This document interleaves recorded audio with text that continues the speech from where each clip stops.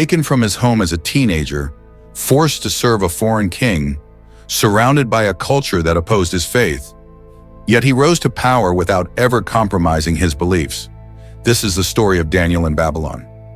When Jerusalem fell to the mighty empire of Babylon, many young Israelites were taken captive, including Daniel. He was brought into a world completely different from everything he knew. A land filled with idols. A culture driven by power and luxury. A court ruled by kings who did not honor his God. In Babylon, Daniel was trained to serve the king, educated in foreign wisdom, and even given a new name, an attempt to reshape his identity. But Daniel made a decision that would define his life. He would not compromise his faith. Despite the pressure, the temptation, and the danger, Daniel remained loyal to God. And because of that, he would rise from a captive to one of the most powerful and respected men in the empire. This is not just a story of survival. It's a story of faith under pressure, courage in a foreign land, and divine favor in the face of impossible odds. Part 1. From Jerusalem to Babylon. The fall of Jerusalem was swift and devastating. Armies of Babylon swept through the land, conquering the city and taking its finest young men captive. Among them was Daniel. He was likely just a teenager, taken from his home, his family, and everything familiar. One day he was living in the land of his people. The next, he was marching toward a foreign empire, uncertain of what awaited him. Babylon was overwhelming. Towering walls, grand palaces, and temples dedicated to strange gods filled the city. It was powerful, wealthy, and deeply rooted in a culture that stood in direct contrast to everything Daniel had been taught. But this was no ordinary captivity. Daniel and other young men were carefully chosen, strong, intelligent, and without defect, to be trained in the king's court. They were to learn the language, the literature, and the customs of Babylon, preparing to serve the king himself. It was an attempt to transform them completely, to erase their identity and reshape them into loyal servants of Babylon. And it started with something subtle. They were given new names. Daniel's name, which honored God, was replaced with one that honored Babylonian gods.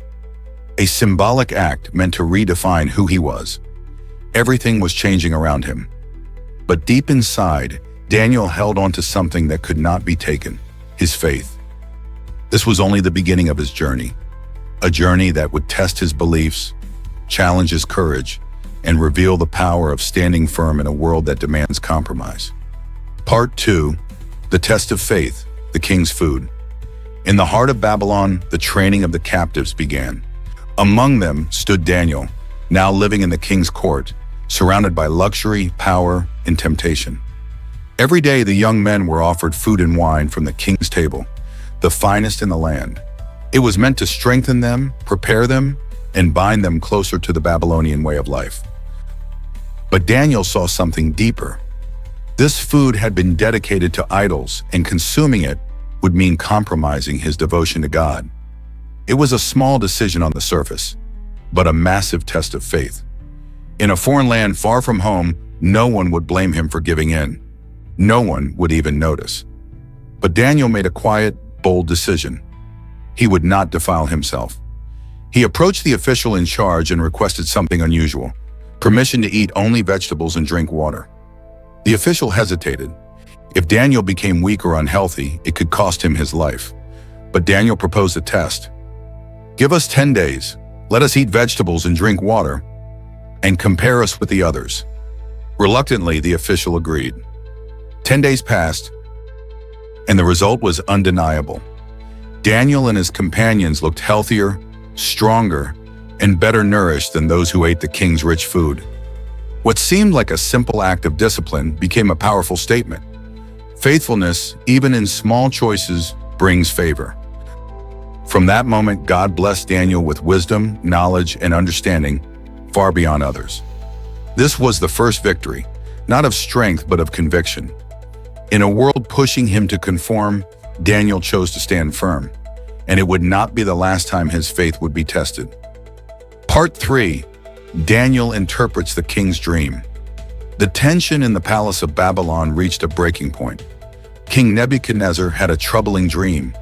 so vivid, so terrifying that it robbed him of sleep. But there was one problem. He couldn't remember it. Furious and desperate, the king summoned all his wise men, magicians, and astrologers. But instead of simply asking for an interpretation, he demanded something impossible. "Tell me the dream, and then explain it." The wise men were stunned. No one could reveal a dream that had not been told. When they failed, the king's anger exploded. He issued a decree. All the wise men of Babylon were to be executed. That included Daniel. Faced with death, Daniel did not panic. Instead, he did something different. He turned to God. That night, Daniel prayed, and God revealed the mystery. The next day, Daniel stood before the king, not claiming his own wisdom, but giving glory to God. There is a God in heaven who reveals mysteries. Then he described the dream. A massive statue made of different materials. Head of gold, chest of silver, belly of bronze, legs of iron, feet partly iron and partly clay.